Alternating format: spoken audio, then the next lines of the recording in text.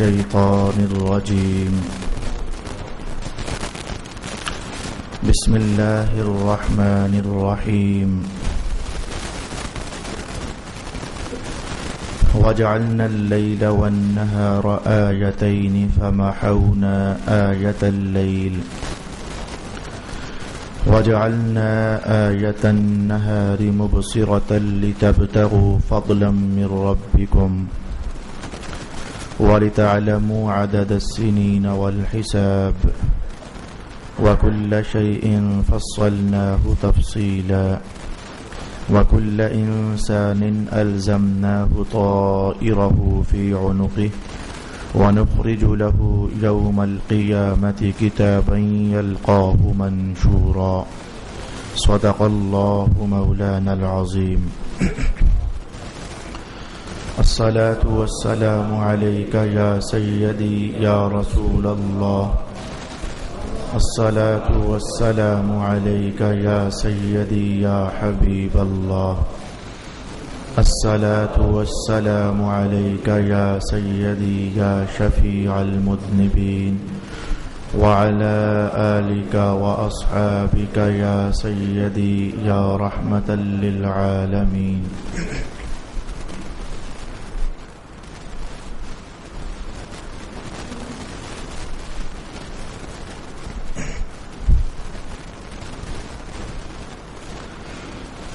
اور ہم نے رات اور دن کو دو نشانیاں بنایا ہے، پھر ہم نے رات کی نشانی مٹا دی اور دن کی نشانی کو روشن بنا دیا تاکہ تم اپنے رب کا فضل تلاش کرو اور سالوں کی گنتی اور حساب کو جان لو، اور ہم نے ہر چیز کو تفصیل سے بیان کر دیا ہے، اور ہم نے ہر انسان کا اعمال نامہ اس کے گلے میں لٹکا دیا ہے، اور ہم قیامت کے دن اس کا اعمال نامہ نکالیں گے جس کو وہ کھلا ہوا پائے گا۔ صدق اللہ مولانا العظیم۔ تلاوت کردہ آیات بینات میں سے پہلی آیت میں اللہ رب العالمین نے دن اور رات کے حوالے سے ارشاد فرمایا کہ یہ دو نشانیاں ہیں، دن بھی ہماری قدرت کی نشانیوں میں سے ایک اور رات بھی ہماری قدرت کی نشانیوں میں سے ایک۔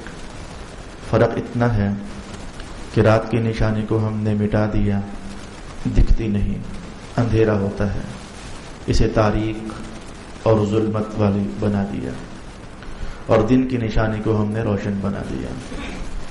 اور خاص کر کے یہاں اس آیت کریمہ میں جو دن کی نشانی اور دن کی جو نعمت ہے، اللہ تعالیٰ نے ارشاد بھی فرما دیا کہ اسے ہم نے اس لیے بنایا ہے تاکہ تم لوگ رزق کما سکو، اپنے اللہ کا فضل ڈھونڈ سکو، اپنے پیٹ کے لیے کچھ اہتمام کر سکو۔ اس آیت میں رات کی نشانی کے حوالے سے ارشاد نہ ہوا کہ رات ہم نے کس لیے بنائی ہے، البتہ 30ویں سپارے میں اللہ تعالیٰ نے ارشاد فرمایا ہے وَجَعَلْنَا اللَّيْلَ لِبَاسًا وَجَعَلْنَا النَّهَارَ مَعَاشًا، رات ہم نے لباس بنائی ہے، مانا یہ تھا کہ آرام کرنے کے لیے بنائی ہے۔ سوتے وقت کیونکہ عام طور پر انسان اپنا لباس اور ڈریس چینج کر لیتا ہے، اس لیے آرام کے لیے لباس کا استعارہ استعمال کر دیا گیا۔ تو رات اللہ تعالیٰ نے ارشاد فرمایا کہ ہم نے آرام کرنے کے لیے بنائی ہے، اور دن ہم نے معاش، زندگی کی عیش اور رزق کمانے کے لیے ہم نے بنایا ہے۔ دوسرا مقصد اللہ تعالیٰ نے اس آیت میں ارشاد فرمایا کہ دن اور رات کو ہم نے اس لیے تخلیق کیا کہ صبح سے لے کر شام تک روشنی ہوتی ہے، جب اندھیرے کا سما شروع ہوتا ہے تو تم جان سکتے ہو کہ ایک دن ہو گیا، پھر رات گزرنے کے بعد پھر دن شروع ہو جاتا ہے، تو پھر جب اگلے دن کے ڈھلنے کے بعد اندھیرے کا احساس جنم لے لے، آپ کہتے ہو آج 2 دن ہو گئے، تو ہر روشنی کے ختم ہونے پر آپ ایک عدد بڑھاتے ہو، پھر 3 دن ہو گئے، پھر 5 دن ہو گئے، جب 7 دن ہو جائیں تو آپ تجاوز کرتے ہوئے آج 8واں دن یا 9واں دن نہیں کہتے ہو، بلکہ آپ کی لینگویج بدل جاتی ہے، آپ کہتے ہو 1 ہفتہ ہو گیا۔ تو 7 دنوں کے سیٹ اپ کو آپ نے ایک ہفتہ قرار دیا، اور پھر جب 7 دن مزید گزر جائیں تو پھر دوسرا ہفتہ وجود میں آ جاتا ہے۔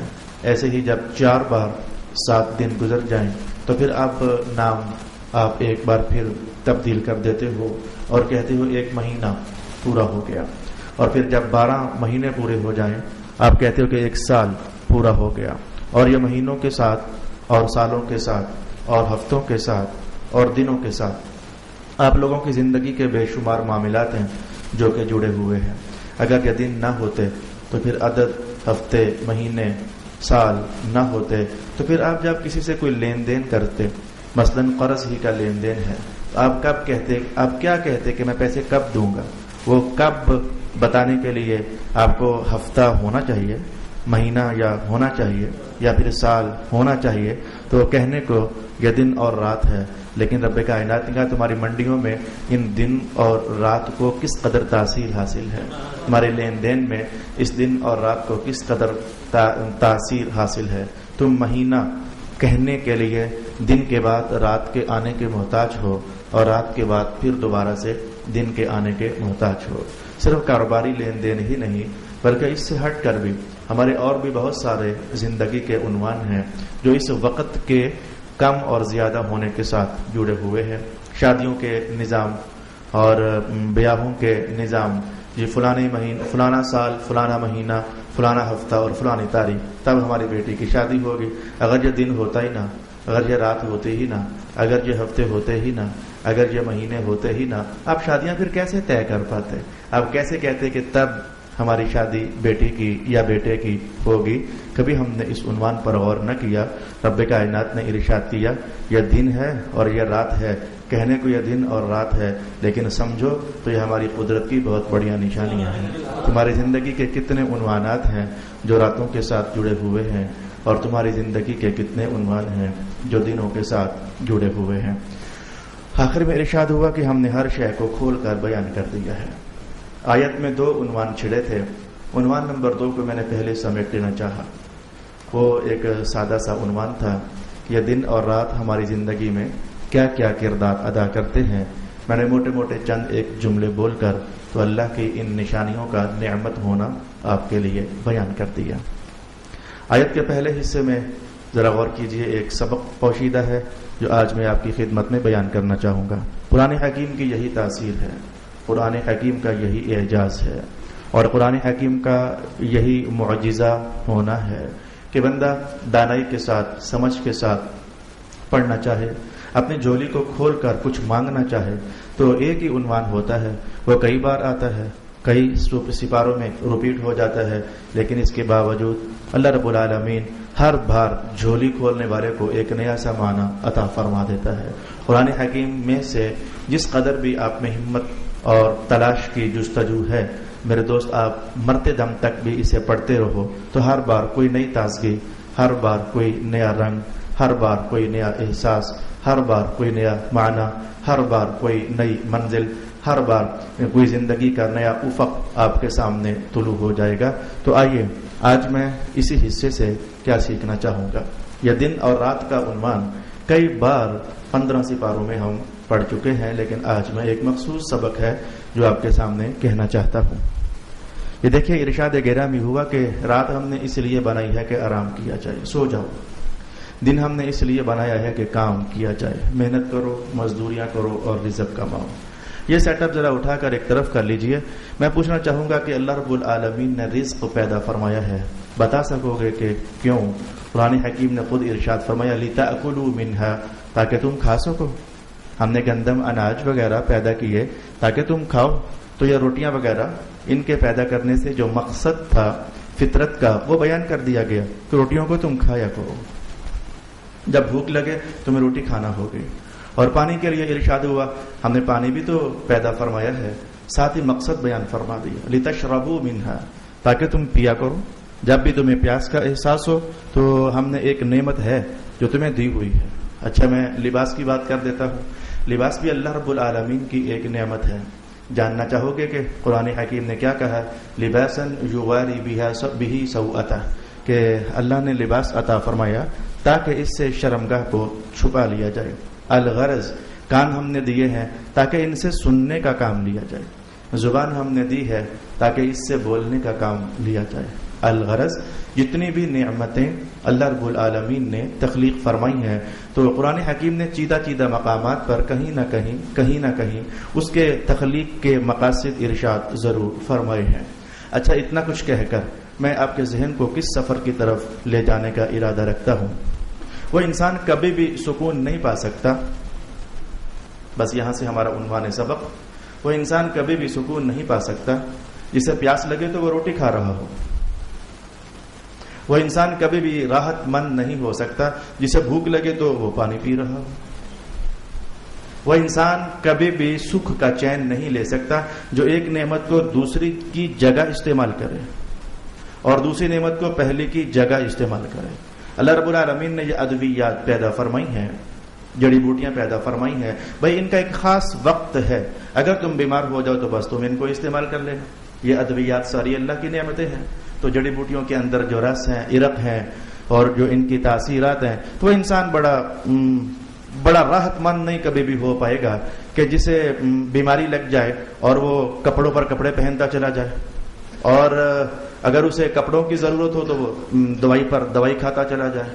آپ میرا خیال ہے کہ اتنی بات سمجھے کہ جس نعمت کو جس وقت کے لیے اللہ نے پیدا فرمایا، اگر اس نعمت کو اسی وقت میں استعمال کرو گے تو آپ بڑے سکھی زندگی گزارو گے، اور اگر نعمتوں کی جگہیں آپ لوگوں نے تبدیل کر دی تو میں کیا کہتا ہوں آپ خود بولو گے کہ آپ کی زندگی کبھی سکھی نہیں گزر سکتی، آپ کبھی اطمینان کا سانس نہیں لے سکتے۔ اگر اتنی سے روٹی کے وقت آپ پانی پیو، پیاس لگے تو آپ روٹی کھانے لگ جاؤ، آپ کو لباس کی ضرورت ہو تو آپ دوائیاں کھانے لگ جاؤ، بیمار ہو جاؤ تو آپ میرے دوست دوڑنے لگ جاؤ۔ بھئی دوڑنے کے اپنے مقاصد ہیں، دوائیوں کے اپنے مقاصد ہیں، بیٹھنے کے اپنے مقاصد ہیں۔ اگر یہ بات ذہن سے قریب ہو پائی تو آئیے میں عرض کرنا چاہوں گا، اب جب کہ میں ایک دم سے عنوان کھولنے لگا ہوں تو اس عنوان کی لپیٹ میں شاید آدھا گجر خان آ جائے اور حالت اچھی نہیں بچے گی۔ اللہ رب العالمین نے دن تخلیق فرمایا ہے، فرمایا اس میں کاروبار کیا کرو۔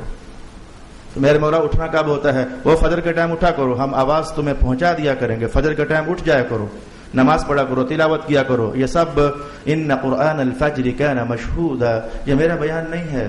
اٹھا کرو، صبح نماز پڑھا کرو، یہ اللہ پاک کا حکم ہے، اور پھر تلاوت کیا کرو۔ ان قرآن الفجر کان مشہودا، صبح تلاوت کرو گے تو فرشتے بھی تمہارا قرآن سننے آتے ہیں، اللہ تعالیٰ کا ارشاد ہوا۔ تو اس کے بعد پھر کھانا کھاؤ، کھانا کھانے کے بعد اب دن بھر تم کام کاج کرو، محنت مزدوریاں کرو، رزق کماؤ، اپنا نظام زندگی بحال کرو، اپنے بچوں کو تعلیم کا اہتمام کرو۔ یہ سارا دن تمہیں ان کارروائیوں میں گزارنا ہے۔ جب شام پڑ جائے گی تو اب یہ نعمت آئی، شام پڑھنا یہ ایک نعمت ہے، اس نعمت کو بھلا کیسے استعمال کرنا؟ فرمایا واپس گھر چلے جانا، اور حضور رحمت عالم نے ارشاد فرمایا کھانا کھانا، یہ مغرب اور عشاء کے درمیان کھانا کھانا، یہ سرکار دو عالم علیہ السلام کا سنت طریقہ ہے۔ آپ مغرب اور عشاء کے درمیان کھانا کھایا کرتے تھے۔ کھانا کھاؤ، پھر عشاء کی نماز پڑھو۔ ساتھ ہی رسول اللہ علیہ السلام بھی فرماتے ہیں اور قرآن حکیم بھی ارشاد فرماتا ہے کہ بس اب سو جاؤ، تمہیں پھر صبح کے ٹائم اٹھنا ہے۔ یہ ہے ایک چارٹر ایک مسلمان کی زندگی کا، فجر سے لے کر مغرب تک وہ درمیان کی نمازیں بھی پڑھتا ہے اور اپنی زندگی کے تمام تر کام کرتا ہے۔ اس کا نام ہے زندگی کی محنت کرنا، رزق کمانا، فضل تلاش کرنا، آنا جانا وغیرہ وغیرہ۔ اور جب شام ڈھل جاتی ہے کھانا کھاتا ہے، نماز پڑھتا ہے اور سو جاتا ہے۔ اب آئیے، یہ تو مقصد تھا ان دو نعمتوں کو پیدا کرنے کا، بس جان جائیے نتیجہ آپ کے سامنے کہنے والا ہوں۔ سبق نمبر 1 کے طور پر، وہ انسان کبھی سکھی زندگی نہیں گزار سکتا جو دن کو سوتا ہے راتوں کو جاگتا رہتا ہے، کبھی وہ سکھی زندگی نہیں گزار سکتا۔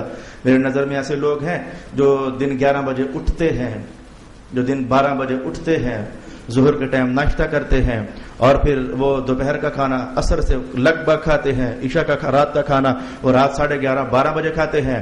وہ 12 بجے تک ان کی نشستیں ختم نہیں ہوتی ہیں، گپے ہانکتے ہیں، باتیں کرنا بھی عزت کا لفظ ہے۔ ان کے حالات ایسے ہوتے ہیں، بے مقصد اپنی زندگی گزارتے ہیں، نیند نہیں آتی جی۔ اگر صبح وقت پر اٹھے ہوتے ہیں تو عشاء کے بعد خود ہی نیند آ جاتی۔ اللہ نے تمہیں بنایا ہی ایسے ہے کہ عشاء کے بعد تمہیں نیند آ جاتی۔ تم اٹھے ہی صبح 12 بجے تھے، اپنا آدھا دن تم نے ضائع کر دیا، جس کا معنی یہ ہے کہ تم تم نے اللہ کی آدھی نعمت کو ضائع کر دیا. اور رات تو آرام کرنے کے لیے تھی, رات آرام کرنے کے لیے تھی, اور تم نے رات کو جاگ کر ڈرامے دیکھے, فلمیں دیکھی, اڈوں پر بیٹھے, پٹوں پر بیٹھے, چائے کے کھوکھوں پر تم نے گپے لگائیں, ٹانگیں پھیلا کر بیٹھے رہے. رات 12 بجے 1 بجے اٹھ کر گھر گئے, نیند آتی آتے فجر ہو گئی. میاں ایسے انسان سے پوچھ کر دیکھ لو, اس کی زندگی سے قریب ہو کر کے دیکھ لو, اس کی زندگی کے بہت سے عنوانات ضائع ہو چکے ہیں, وہ بہت سے جنازوں سے محروم ہے, وہ بہت سی ملاقاتوں سے محروم ہے, اور یہ انسان بہر کیف کبھی سکھ کا سانس نہیں لے سکتا, اور یہ اپنی زندگی کبھی خوشحالی کے ساتھ گزار نہیں سکتا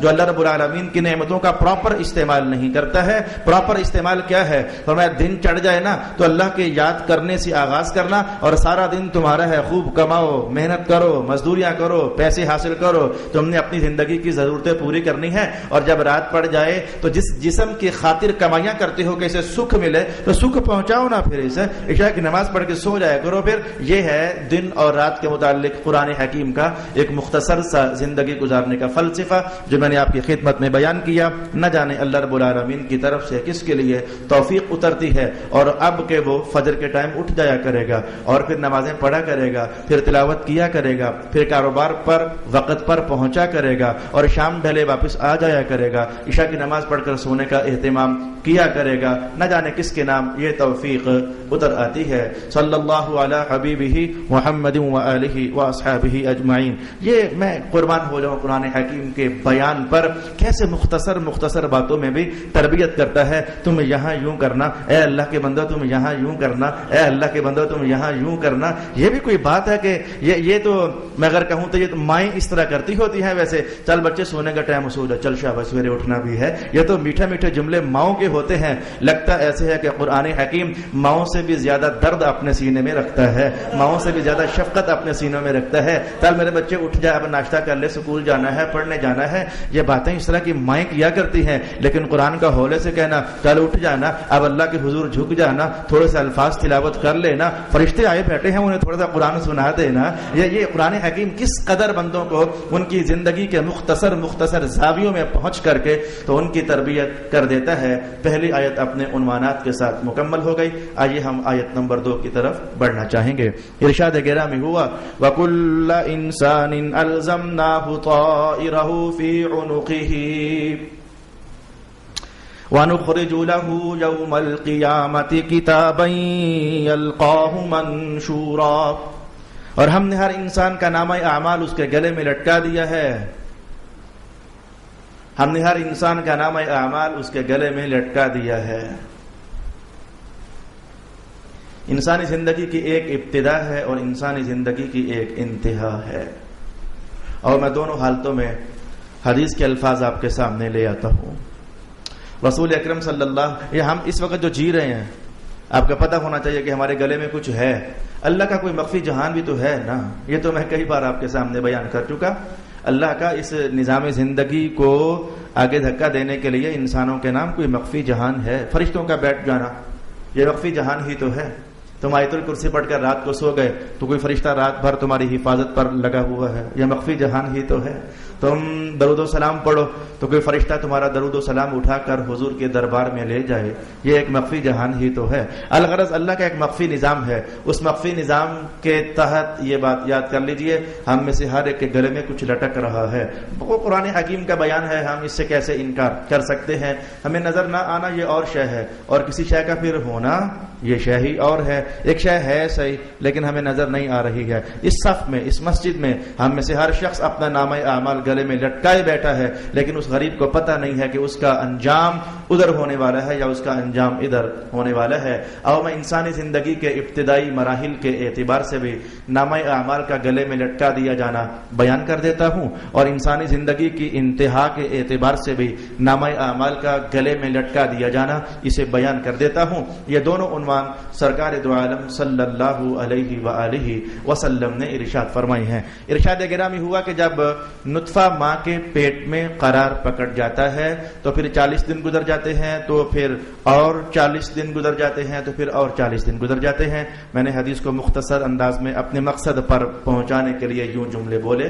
جب 120 دن گزر جاتے ہیں, الغرض جب نطفہ ماں کے پیٹ میں 4 مہینے کی مدت پوری کر لیتا ہے, تو اب سرکار دو عالم علیہ السلام نے ارشاد فرمایا ایک فرشتہ ماؤں کے پیٹوں میں داخل ہوتا ہے، وہ رحموں تک پہنچتا ہے، اور وہ پہنچ کر کے تو وہ جو بچہ اب جس میں روح ڈالی جانی ہے، اب اس میں روح ڈلنی ہے، تو وہ 4 باتیں ہیں جو اس بچے کے متعلق لکھ دیتا ہے۔ پہلی بات حضور فرماتے ہیں کہ لکھ دیا جاتا ہے کہ اس بچے کی عمر کتنی ہوگی، دوسری بات لکھ دی جاتی ہے کہ اس بچے کا رزق کتنا ہوگا، تیسری بات لکھ دی جاتی ہے کیا یہ جنتیوں میں سے ہے یا دوزخیوں میں سے ہے، اہوا من اہل الشقاوہ او من اہل السعادہ، اس کی سعادت مندی اور اس کی شقاوت بدبختگی اس کے لیے لکھ دی جاتی ہے۔ تو یہ جو ماں کے رحم میں لکھ دیا گیا، زندگی بھر بندہ اس لکھے ہوئے کا پھر پابند رہتا ہے اور اسی کے مطابق زندگی گزارتا ہے۔ وہ جدھر بھی ہوتا ہے وہ تقدیر کا نوشتہ اس کے گلے میں گویا لٹکا ہوا ہوتا ہے، جہاں اسے گر کر کبھی ایکسیڈنٹ ہونا ہے وہ تقدیر کا نوشتہ اس کے گلے میں لٹکا ہوا تھا، وہ اسے اسی مقام پر اسی تاریخ میں اسی وقت میں گرنا ہے، اسے مرنا ہے، اسے بیمار ہونا ہے، اسے شفا ملنی ہے، اسے نعمتیں میسر آنی ہیں، اس کو آزمائش کے جو لحظے مقرر ہیں اسے آزمائش کے کٹہرے میں کھڑا ہونا ہے، اسے کبھی رونا بھی پڑے گا، اسے کبھی ہنسنا بھی پڑے گا، وہ کبھی بیمار ہو کر گر بھی جائے گا اور کبھی صحت مند ہو کر فلک بوس پہاڑوں کی چوٹیوں کو بھی وہ مسخر کرتا ہوا نظر آئے گا، کبھی یہ ہواؤں میں اڑتا محسوس ہوگا، کبھی یہ سمندر کی چھاتی پر تیرتا ہوا بھی آپ دیکھ سکو گے۔ گویا انسانی زندگی میں جو کچھ انسان نے کرنا ہوتا ہے اللہ کو پہلے ہی پتا ہوتا ہے، تو اللہ پھر وہ لکھ دیتا ہے کہ میں نے جانا کہ اس بندے نے یہ کچھ کرنا ہے۔ یعنی یوں نہیں تھا، جیسے کہ میں نے پہلے بھی کئی بار کہا، یوں نہیں تھا کہ چونکہ اللہ رب العالمین نے لکھ دیا کہ یہ بندہ بدبخت ہے تو اب ہمیں بدبخت رہ کر ہی زندگی گزارنی ہے، ہم مجبور ہیں کیونکہ اللہ نے ہمیں بدبخت لکھ دیا ہے۔ جی ایسا نہیں، یہ معنی اس طریقے سے سمجھنا بڑا غلط معنی ہوتا ہے، بلکہ صحیح معنی یہ ہوتا ہے کہ اگر انسان کو کھلا چھوڑ دیا جاتا اس کی زندگی میں تو اس نے جو کچھ بھی کرنا تھا، ہمیں تو آج پتا چل رہا ہے کہ ہم نے یہ کچھ کرنا تھا، اللہ کو پہلے ہی پتا تھا کہ اس بندے نے یہ کچھ کرنا تھا، تو اللہ نے وہ دیکھا اور دیکھ کر کے تو لکھ دیا۔ میں نے دیکھا ہے کہ یہ بندہ نمازیں پڑھے گا، لکھ دو یہ نمازی ہے۔ میں نے دیکھا یہ بندہ قتل کرے گا، لکھ دو اس نے قتل کرنا ہے۔ میں نے دیکھا ہے کہ اپنی زندگی کے 40ویں سال میں یہ ایک بار شراب پیے گا، فرشتوں لکھ دو کہ یہ ایک بار شراب پیے گا۔ یہ تقدیر یوں لکھی جاتی ہے کہ بندے کو اگر آزاد چھوڑ دیا جاتا تو جو کچھ اسے کرنا تھا اللہ کو پہلے ہی پتہ چل گیا اور وہ جانتا تھا، تو اس نے وہ کچھ لکھ دیا کہ میں دیکھ رہا ہوں کہ یہ انسان یہاں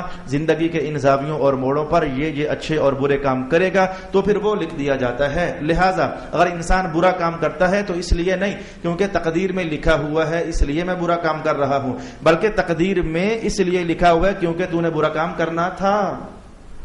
تقدیر میں جو لکھا ہے کہ اس نے برا کام کرنا تھا وہ اس لیے لکھا چونکہ تو نے برا کام کرنا تھا، اس لیے اللہ نے لکھ دیا، الٹ نہیں۔ تو چونکہ لکھ دیا ہے میں نے برا کام کرنا ہے، اب وہ تو میں نے کرنا ہی کرنا ہے۔ یہ دو سوچ کے انداز ہیں۔ مجھے نہیں معلوم کہ آپ میں سے جو نئے لوگ ہیں انہیں سمجھ آ پائے یا سمجھ نہ آ پائے، پرانے دوستوں کو تو میں کئی بار تقدیر کا عنوان سمجھا چکا۔ چلے الغرض میں نے آپ کی خدمت میں اتنا بیان کیا، انسان زندگی بھر اپنی تقدیر کا وہ کاغذ اور پیپر اپنے گلے میں لٹکا کر کے تو زندگی جی رہا ہوتا ہے۔ ہمارے گلے میں لکھا ہوا ہے، ہمیں پتہ ہی نہیں ہوتا کہ ہم اس راستے پر چل رہے ہیں، ہمیں سانپ پر ڈس لے گا، ہمیں ڈاکو لوٹ لیں گے، ہمارا ایکسیڈنٹ ہو جائے گا، ہمیں پتہ ہی نہیں ہوتا ہے، لیکن تقدیر وہ جیسے گلے سے وہ کھینچ کر کے زنجیر تو لے جاتی ہے، چل ادھر تیرے حصے میں یہ لکھا ہوا ہے، اسے پورا کس نے کرنا ہے۔ تقدیر کھینچ کر کے تو انسان کو اس جہت پر گامزن کر دیتی ہے۔ اچھا یہ عنوان تو پہلے بھی میں نے آپ کو بیان کیا ہوا ہے، آج میں آپ کی خدمت میں وہ عنوان بیان کرنا چاہتا ہوں جو آج تک میں نے شاید اس مجلس میں، دروس قرآن کی مجلس میں، اس مسجد میں بیان نہیں کیا ہے، اور میں نے کئی بار کتاب کا نام لیا، آج آپ اس کتاب کی زیارت بھی کر پاؤ گے۔ میری مراد ہے حضرت علامہ قرطبی کی التذکرہ، یہ 2 جلدوں میں اس کی ٹرانسلیشن بازار میں چھپ کر آ چکی ہے۔ یہ احوال آخرت پر، یعنی مرنے کے بعد انسان کے ساتھ کیا گزرتا ہے، جو یہ زندگی ہے یہ تو ہمیں پتہ ہے، ہم دیکھ رہے ہیں کہ کیا گزرتا ہے انسان پر، لیکن وہ جو آخرت کی زندگی ہے وہ آنکھ بند ہونے سے لے کر پھر قبر سے آخرکار اٹھنے تک، اور پھر میدان محشر، اور پھر جنت میں جانا، اور پھر دوزخ میں جانا، اور پھر اس کے بعد بھی یہ جتنے عقلی زندگی کے احوال ہیں وہ ان 2 جلدوں کے اندر علامہ قرطبی نے بڑی شرح و بسط کے ساتھ بیان کیے ہیں۔ اس سے پہلے ایک اور کتاب تھی، وہ اس سے بھی آدھی تھی، اس کے حجم سے بہت چھوٹی کتاب تھی، وہ حضرت امام جلال الدین الدین سیوطی کی لکھی ہوئی کتاب تھی شرح الصدور، اس میں بہت کچھ بیان کیا گیا، لیکن علامہ قرطبی نے جو کچھ ارشاد فرمایا لگتا ہے کہ آپ اس عنوان میں علامہ سیوطی سے بہت آگے نکل گئے ہیں، اگرچہ اس عنوان پر بہت سارے علماء نے بھی کام کیا۔ یا کسی زمانے میں آپ شاید کسی بک سٹال پر گئے ہو تو ایک کتاب آپ نے اردو کے اس ٹائٹل سے دیکھی ہوگی، موت کا منظر، مرنے کے بعد کیا ہوگا۔ یہ ایک بڑی زمانے میں کتاب چلتی رہی ہے، آج کل تو مجھے معلوم نہیں ہے کہ اس کتاب کا کیا حال ہے، لیکن چلتی رہی ہے۔ موت کا منظر، مرنے کے بعد کیا، وہ مستقل کتاب نہیں ہے، وہ اصل میں ان بڑی کتابوں سے خوشہ چینی کی ہوئی ہے، یہاں سے 2 صفحے اڑائے، 2 صفحے ادھر سے اٹھائے، 2 صفحے ادھر سے اٹھائے، تو ایسے وہ کتاب وجود میں آ گئی۔ تو آج میں اس کتاب کے حوالے سے ایک حدیث آپ کی خدمت میں بیان کرنا چاہتا ہوں جو اس آیت کی تفسیر ہے۔ کون سی آیت؟ ارشاد گرامی ہوا وَكُلَّ إِنسَانٍ أَلْزَمْنَاهُ طَائِرَهُ فِي عُنُقِهِ، ہم نے ہر انسان کا نامہ اعمال اس کے گلے میں لٹکا دیا ہے۔ آئیے میں اس حدیث کے الفاظ اس آیت کی تفسیر بیان کرنے کے لیے عرض کرنا چاہتا ہوں۔ علامہ قرطبی نے یہ روایت کہاں سے لی ہے، یہ حدیث شریف علامہ قرطبی نے کہاں سے لی ہے، میں یہ بھی آپ کو عرض کیے دیتا ہوں۔ احوال آخرت پر امام غزالی نے ایک کتاب لکھی جس کا نام ہے کشف علم الآخرہ، کشف علم الآخرہ۔ مجھے نہیں خیال گزرتا کہ منڈی میں، کتابوں کی منڈی میں یہ کتاب میرے نظر سے کہیں گزری ہو، تلاش ہے اگر کبھی مل جائے۔ وقت گزرنے کے ساتھ ساتھ بے شمار کتابیں ہیں جو حالات زمانہ کا شکار ہو جاتی ہیں، اگر ہے تو پھر میرے علم میں نہیں ہے کہ کشف علم الآخرہ امام غزالی کی کتاب اس وقت مارکیٹ میں اویل ہے، اس وقت میرے علم میں یہ بات نہیں ہے۔ البتہ علامہ قرطبی نے امام غزالی کے حوالے سے یہ روایت نقل فرمائی ہے۔ حضرت عبداللہ ابن مسعود رضی اللہ عنہ ارشاد فرماتے ہیں کہ میں نے عرض کیا یا رسول اللہ، جب میت کو قبر میں دفن کر دیا جاتا ہے تو میت کی سب سے پہلے کس کے ساتھ ملاقات ہوتی ہے؟ رسول پاک علیہ السلام نے فرمایا کہ عبداللہ ابن مسعود یار تو پہلا بندہ ہے جس نے یہ سوال کیا ہے، اس سے پہلے کسی نے یہ سوال ہی نہیں کیا ہے۔ ہم تو اتنا جانتے ہیں نا 2 فرشتے آتے ہیں تو سوال و جواب ہوتا ہے، لیکن نہیں، بہت تفصیل ہے۔ کبھی ہم نے اس آخرت کے جہان پر اتنا مطالعہ کیا جو نہیں ہے تاکہ ہمیں بہت کچھ پتا ہو، ہم اس جہان کے مطالعے سے قاصر ہیں اور مذہب سے ہماری دوری کا حال یہ ہے۔ تو فرمایا کہ عبداللہ تجھ سے پہلے کبھی کسی نے یہ سوال کیا نہیں ہے، اب جب تو نے کیا ہے تو پھر سن، سب سے پہلے قبر میں ایک فرشتہ آتا ہے جس کا نام رومان ہوتا ہے۔ رسول پاک علیہ السلام نے اس کا اس نام بتایا کہ اس کا نام رومان ہوتا ہے، اور فرمایا کہ یہ آتا کہاں سے ہے؟ یہ قبروں کے نیچے سے رینگتا رینگتا رینگتا رینگتا رینگتا رینگتا وہ میت جس قبر میں آ پہنچتی ہے تو وہ زمین پھٹ جاتی ہے تو یہ ایک دم سے نمودار ہو جاتا ہے۔ یہ قبروں کے نیچے سے رینگتا رینگتا آتا ہے اور اس کا نام رومان ہوتا ہے، اور میت کو آواز مارتا ہے، میت کو آواز مارتا ہے، اور وہ آواز کیا ہوتی ہے؟ یا عبداللہ اعمل اکتب ما عملتا، اے خدا کے بندے جو تو زندگی بھر کرتا رہا ہے ذرا لکھنا آج کر کے کیا آیا ہے، تو ذرا لکھنا آج تو کر کے کیا آیا ہے۔ تو میت کہتی ہے کہ میرے پاس تو نہ دوات ہے، نہ کاغذ ہے، نہ قلم ہے، تو میں کیسے لکھوں؟ فرشتہ کہتا ہے تیرا بندوبست کر دیتے ہیں، یہ انگلی یہ تیرے لیے قلم کا کام کرے گی، یہ تھوک تیرے لیے سیاہی کا کام کرے گا، اور پھر اس کے کفن سے ایک ٹکڑا پھاڑ کر کے تو اس کے سامنے کر دیتا ہے، یہ کفن کا ٹکڑا ہے، یہ کاغذ کا کام کرے گا، تو لکھ، بہانہ مت مار کہ میرے پاس لکھنے کے لیے کچھ ہے نہیں ہے۔ تو وہ کفن کا ایک پیس کاٹ کر کے تو وہ فرشتہ رومان میت کے حوالے کر دیتا ہے۔ اب اللہ اکبر، بندہ خود لکھتا ہے کہ میں کیا کر کے آیا ہوں۔ خطرناک کہانی تو یہ ہے، اب بھاگ کر کہاں جائے بندہ اپنی اچھائیاں اور برائیاں خود لکھتا ہے، میں نے کب کیا کیا۔ وہ جب سب کچھ لکھ دیتا ہے نا یار، مجرم بندہ اپنے ہاتھوں سے بیان دے دے یا اپنی زبان سے بیان دے دے کہ ہاں جی میں نے یہ کام کیا ہے، بتاؤ پھر بچنے کا راستہ کوئی نکلتا ہے اس کے لیے؟ تو بندہ اپنے ہاتھ سے وہ سب کچھ لکھتا ہے، اور وہ بینر پر یعنی وہ کفن کے ٹکڑے پر جب لکھ دیتا ہے، بس میں بہت آگے اس حدیث کو نہیں لے جانا چاہوں گا۔ تو حضور فرماتے ہیں کہ پھر وہ رومان فرشتہ اس کپڑے کے ٹکڑے کو میت کے گلے میں لٹکا دیتا ہے، اور پھر حضور نے یہ آیت تلاوت فرمائی وَكُلَّ إِنسَانٍ أَلْزَمْنَاهُ طَائِرَهُ فِي عُنُقِهِ، ہر انسان کا نامہ اعمال ہم نے اس کی گردن میں لٹکا دیا ہے۔